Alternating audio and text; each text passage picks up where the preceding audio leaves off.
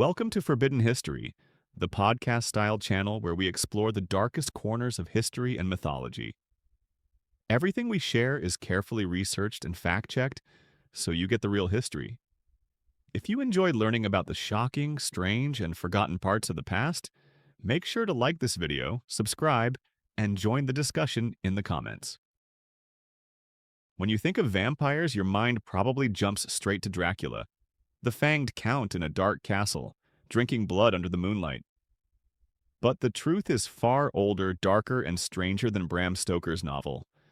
The vampire legend of Romania isn't just a story. It's a reflection of real fears, real rituals, and even real corpses dug up from the ground. Let's go back to medieval Eastern Europe. Life was harsh, death was constant, and medicine was primitive. People often struggled to explain what happened after death. And in their confusion, they sometimes turned to terrifying explanations. When villagers noticed corpses that seemed too fresh, with blood at the mouth or hair and nails that appeared to grow, they whispered one word: strigoi. The strigoi were the original Romanian vampires. Strigoi were said to be restless spirits, the souls of the evil, the cursed, or those who died unnaturally. Some legends claim they rose from the grave at night to torment the living, drink blood, or spread disease. Unlike the elegant vampire of Hollywood, the Romanian strigoi were grotesque, often described as bloated, red-faced, and horrifying to look at. The fear of these creatures was so real that villagers took shocking steps to protect themselves. Archaeologists have uncovered graves in Romania where corpses had stakes driven through their chests, or iron rods pinned across the body to stop it from rising. In other cases, the heart was cut out, burned, and the ashes mixed into a drink, which terrified villagers then consumed as a form of protection. Imagine the desperation it must have taken to do that. Even more disturbing, the last recorded vampire exorcism in Romania didn't happen in the Middle Ages.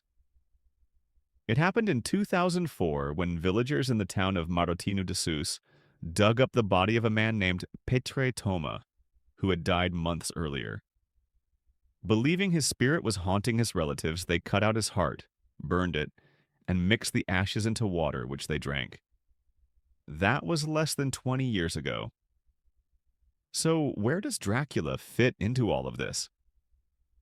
In the 15th century, Wallachia, now part of Romania, was ruled by Vlad III, better known as Vlad the Impaler. He earned his name for impaling thousands of his enemies on wooden stakes, leaving fields of corpses as warnings. Though there's no evidence he drank blood, his cruelty made him infamous. Centuries later, Bram Stoker used Vlad's reputation, along with the old Romanian strigoi myths, to create the character Count Dracula. That's how a local fear of restless corpses transformed into one of the most famous monsters in the world. But we need to remember, for Romanians of the past, vampires weren't entertainment.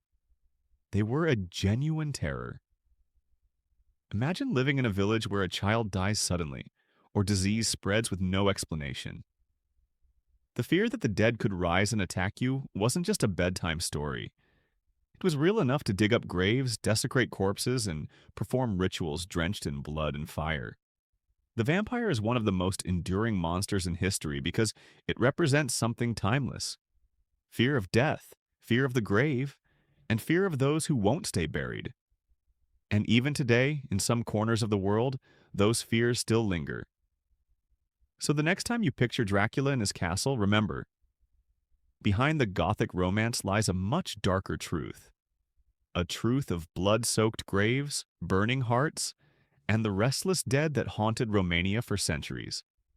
If you enjoyed this dive into forbidden history, don't forget to like this video, subscribe for more, and tell us in the comments.